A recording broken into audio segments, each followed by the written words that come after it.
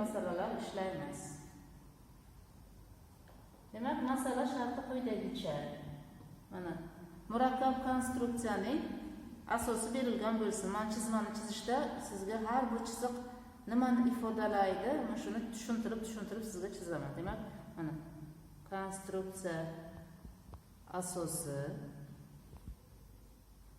konstruksiyaga tayanchlar berilgan. Tayanch A sharnir vositasida bu yerda sizga ma'lum qo'zg'aluvchi sharnirli tayanch qo'yilgan. B nuqtasiga esa devorga mahkamlangan tayanch o'rnatilgan. Kuchlar berilgan. Demak, konstruksiyaning mana bu nuqtasiga bu yerda 60 gradus burchagi ostida P1 kuchi berilgan. Mana bu yerga demak P2 kuchi berilgan. Tekis taqsimlangan kuch Q berilgan. Moment berilgan. Endi o'lchamlarni chizmada ifodalaymiz. Yana bitta bu yerda C sharnir berilgan. Bu C sharnirdan konstruksiya ikki qismga ajraladi. O'lchamlarni chizmada ifodalaymiz. O'lchamlar berilgan. Mana bu masofa 2 metrga teng. Bu masofa esa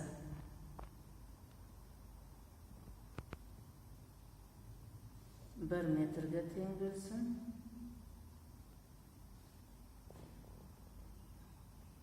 Qolgan bu yog'i esa 2 metrga teng. B dan C gacha masofa 3 metrga teng bo'lsin. Demak, mana bu qolgan ikkita masofa 2 metr va 3 metrga teng bo'lsin. Berilganlarni yozamiz. Berilgan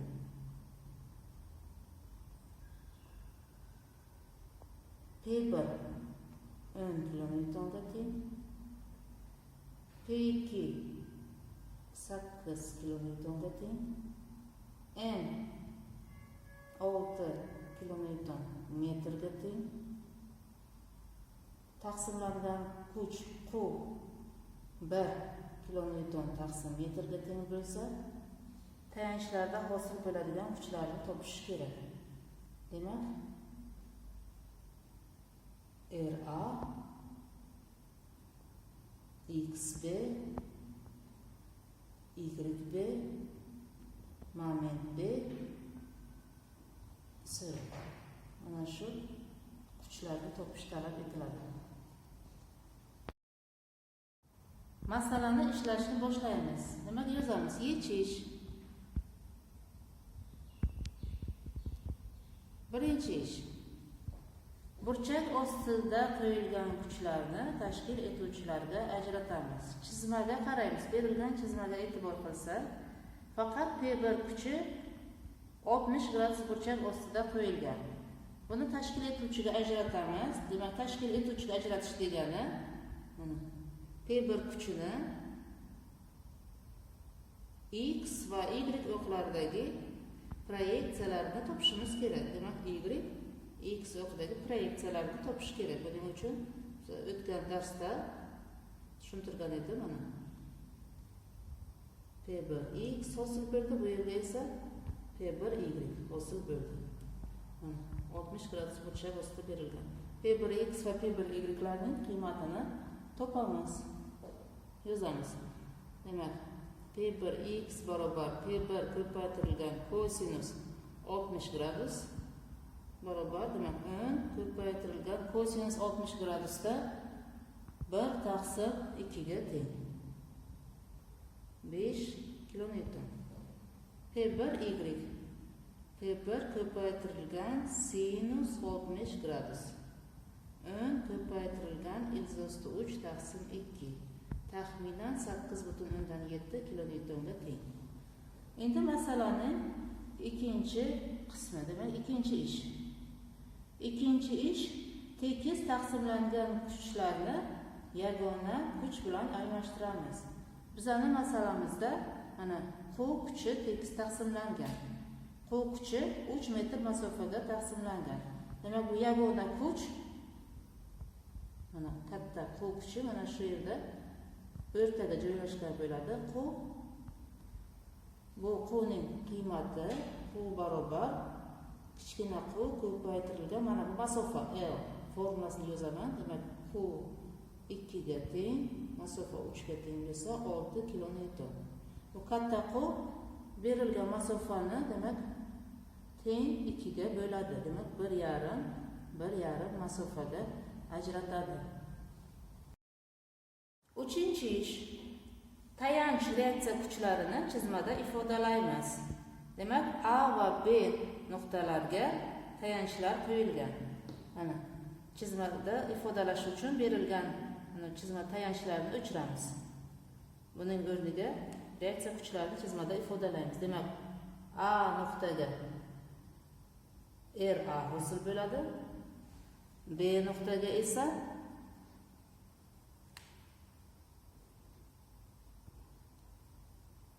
YB, XB va moment B hosil bo'ladi. Demak B nuqtaga. Endi P1 ni biz o'zgartirdik. P1 X, P1 Y ga mana bu qo'lni katta qo'l bilan almashtirdik. Buni ham chizmada ifodalaymiz.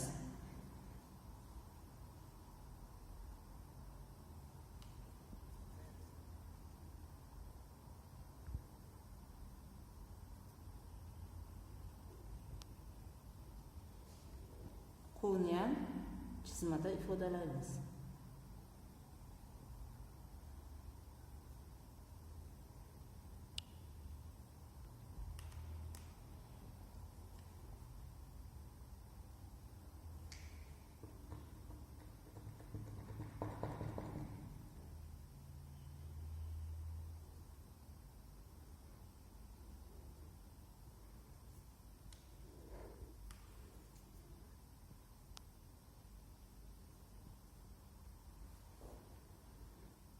Masofa 2 ga bo'lindi. Masofani 2 ga ajratib qo'yamiz. Mana qo'l, katta qo'l masofani 2 ga ajratdi.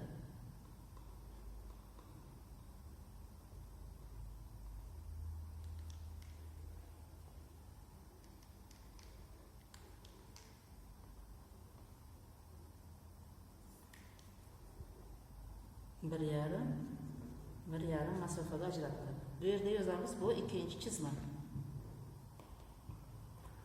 Ana endi bu chizmamiz masalani ishlashda qulay ko'rinishga keldi. Murakkab konstruksiyaning muvozanatiga doir masalalarni ishlashda berilgan konstruksiyani ikki qismga ajratib ishlash mumkin. Demak, bu konstruksiyamiz C sharnirda ikki qismga ajraladi. Ana e'tibor qiling, bu berilgan konstruksiyani, berilgan chizmani C sharnirdan 2 ga ajratamiz. Demak, AC qism va BC qismga. Hozir men bu yerga BC qismni chizaman. Demak, mana B nuqtaga YB, XB va moment B bor. Bu yerda esa C sharnir va berilgan moment bor. Mana B nuqta. Masofa o'zgarmadi. Mana masofa 3 metr. Ana endi bu konstruksiyani 2 ga ajratdik. Bu qismini mana o'chiramiz.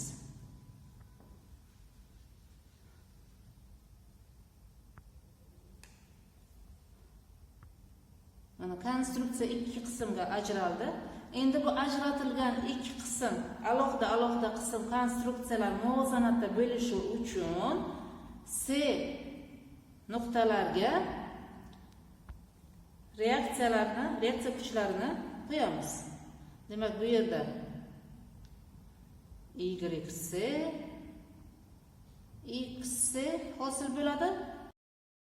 BC qismidagi C shamirda YC shtrix hosil bo'ladi. YC shtrixning yo'nalishi mana bu birinchi qismga nisbatan demak teskari. XC shtrix ham birinchi qismga ko'ra teskari yo'nalgan bo'ladi. Demak, chizmalarning nomerlarini o'zgartiramiz. Bu 3-chizma, bunisi esa 4-chizma hosil bo'ldi. Konstruksiyaning AC qismidagi noma'lum reaksiya kuchlarini aniqlaymiz. Bu yerda demak noma'lum tayanch reaksiya kuchlari RA va XC, YC. RA, XC, YC. Birinchi RA ni topamiz. RA ni topish uchun C nuqtaga nisbatan moment tenglamasini tuzamiz. Sizga shunday savol tug'ilishi mumkin. Nima uchun Y tenglamasini emas? Chunki agar Y tenglamasini tuzsak, ikkita noma'lum hosil bo'ladi. U tenglamani yechish statik noaniq bo'lib qolganligi uchun biz moment tenglamasini tuzamiz. Demak, moment tenglamasini tuzish uchun yana bir bor moment formulasini eslaymiz. Ixtiyoriy O nuqtaga nisbatan F kuchining momenti plus minus F ko'paytirilgan H ga teng. Moment ishorasi soat strelkasi bo'yicha bo'lsa manfiy, soat strelkasiga teskari bo'lsa musbat olinadi.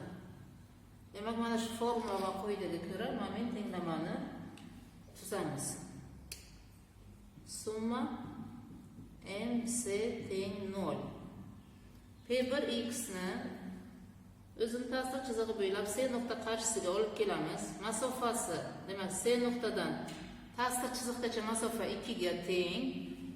Yo'nalishi P1x ni strelkasi bo'ylab C nuqta atrofida aylantirsak, soat strelkasi bo'yicha aylanganligi uchun ishora minus ishora olinadi. Yozamiz. Minus P1x ko'paytirilgan 2. P1y ni ta'sir chizig'i bo'ylab C ni qarshisiga olib kelsak, masofa 5 ga teng.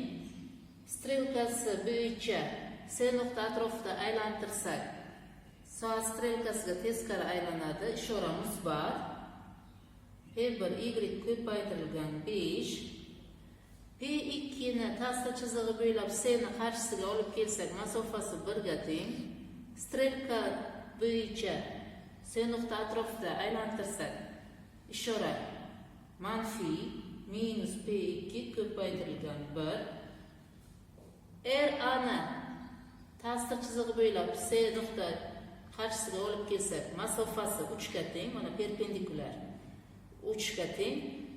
RA ning strelkasi bo'ylab C nuqta atrofida aylantirsak, ishora minus RA ko'paytirilgan 3. Q'ga keldik, demak, Q kuchini ta'sir chizig'idan C gacha masofa mana perpendikulyar, ya'ni kuch yelkasi masofasi 1,5 ga teng. Strelkasidan C nuqta atrofida aylantirsak, ishora musbat. Q ko'paytirilgan 1,5 teng 0. Demak, bu yerda kuchlarni, kattaliklarni qiymatini tenglamani o'rniga qo'yib yozsak agar, RA ning natijasi qiymati 11,5 kN ga teng bo'ladi. Demak, bu birinchi tenglama bo'lsa, ikkinchi XC ni topishimiz uchun X muvozanat tenglamasini tuzamiz. Demak, X muvozanat tenglamasi summa X teng 0. Xo'sh, X ga proyeksiya beradigan kuchlar P1x, P2 va XC yozamiz. Yo'nalishi bo'yicha P1x, mana P2 x ning manfiy tomonda yo'nalgan, minus P2 plus XC teng 0. Bu ikkinchi bo'lsin. Demak, bu tenglamani yechsak, x'ning javobi 3 kilonewtonga teng. Uchinchi reaksiya kuchi, demak, yc'ni topishimiz kerak. Y tenglama tuzamiz. Summa y teng 0. Yozamiz. Demak, y ga proyeksiya beradigan kuchlar minus p bir y plus ra minus q plus yc teng 0. Bu 3. Yc'ni hisoblash uchun, demak, tenglamaga kattaliklarning qiymatini qo'yib chiqsak, yc'ning natijasi 3,2 kilonewtonga teng. Konstruksiyaning BC qismidan noma'lum reaksiya kuchlarini topamiz. Demak, BC qismi uchun XB, YB va moment B'lar noma'lum.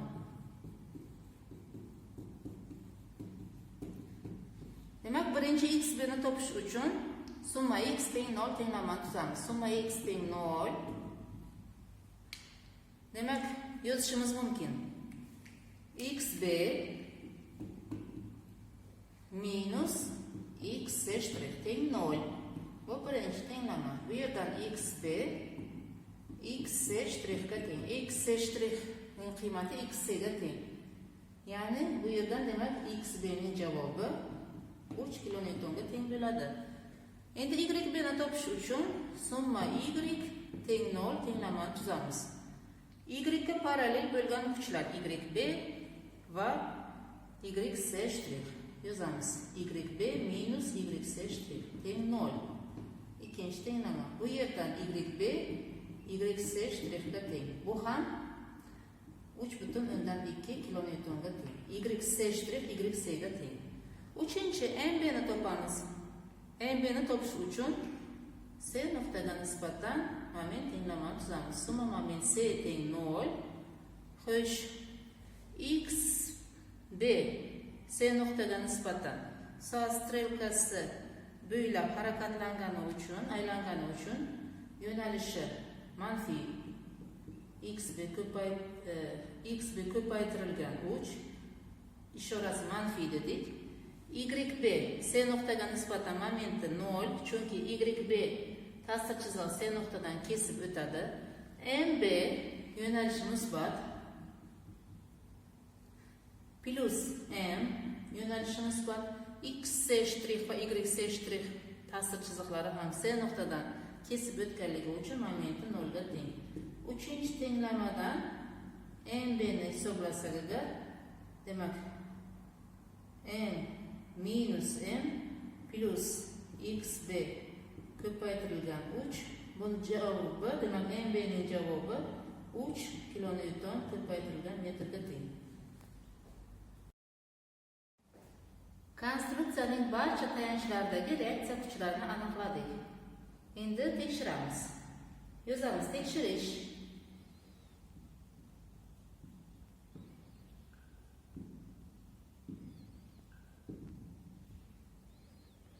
A nuqtaga nisbatan moment tenglamasini tuzamiz. B nuqtaga nisbatan ham moment tenglamasini tuzish mumkin. A nuqtaga nisbatan moment tenglamasini tuzishdan maqsad, demak, qolgan barcha kuchlar A nuqtaga nisbatan momentda ishtirok etadi va tekshirish tenglamasida ishtirok etadi. Xo'sh, birinchi P1x ni A ni atrofidan aylantiramiz. Strelkasi bo'yicha soat strelkasi bo'ylab aylanganligi uchun moment ishorasi minus bo'ladi. P1x ni ta'sir chizig'i bo'ylab A ni qarshisiga olib kelsak, ta'sir chiziqdan A nuqtagacha bo'lgan masofa mana 3 metr va 2, 5 metrga teng. Yozamiz. Minus P1x ko'paytirilgan 5. P1y ning ta'sir chizig'i bo'ylab A ni qarshisiga olib kelamiz. Demak, mana shu yergacha. Demak, ta'sir chiziqdan A nuqtagacha masofa 2 ga teng. Yo'nalishi mana strelka bo'ylab A ni atrofida aylantirsak, soat strelkasiga teskari bo'lganligi uchun musbat ishora olinadi. Plus P1y ko'paytirilgan 2. Keyingi kuch P2 ta'sir chizig'idan A nuqtagacha masofa 2 ga teng. P2 ni strelkasini A nuqta atrofida aylantirsak, ishora musbat plus P2 ko'paytirilgan 2.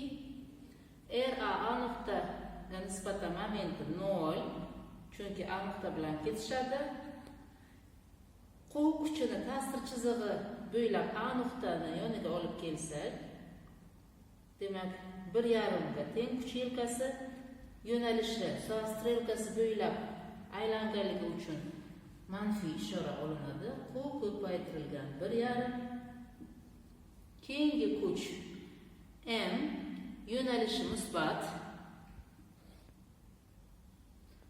Keyingi kuch MB yo'nalishi musbat. XB ni ta'sir chizig'i bo'ylab A ning qarshisiga olib kelsak, ta'sir chiziqdan A nuqtagacha masofa mana 3, 6 ga teng. XB ni strelkasidan A nuqta atrofida aylantirsak, yo'nalishi soat strelkasi bo'ylab bo'lganligi uchun manfiy bo'ladi. Demak, yozamiz minus XB ko'paytirilgan 6. YB ni soat strelkaga teskari bo'ladi. Mana strelkasi bo'ylab A nuqta atrofida aylantirsak, soat strelkasiga teskari bo'ladi. Ishora musbat. Demak, YB ni ta'sir chizig'i bo'ylab olib kelib A ni qarshisiga olib kelsak, kuch yelkasi 3 ga teng. Yozamiz plus YB ko'paytirilgan 3 teng 0. Endi kuchlarning qiymatini tenglamaga qo'yib yozib chiqamiz. Minus 5 ko'paytirilgan 5 plus P1Y 8,7 ga teng ko'paytirilgan 2 plus P2 8 ga teng ko'paytirilgan 2 minus Q 6 ga teng ko'paytirilgan 1,5 plus M 6 ga teng plus MB 3 ga teng minus XB 3 ko'paytirilgan 6 plus YB ko'paytirilgan 3. YB'imiz 3,2 ga teng. 3,2 ko'paytirilgan 3 teng 0. Demak, bularni hisoblab chiqsak, natija 0 teng 0 bo'ladi. Bizning masalamiz to'g'ri ishlangan ekan.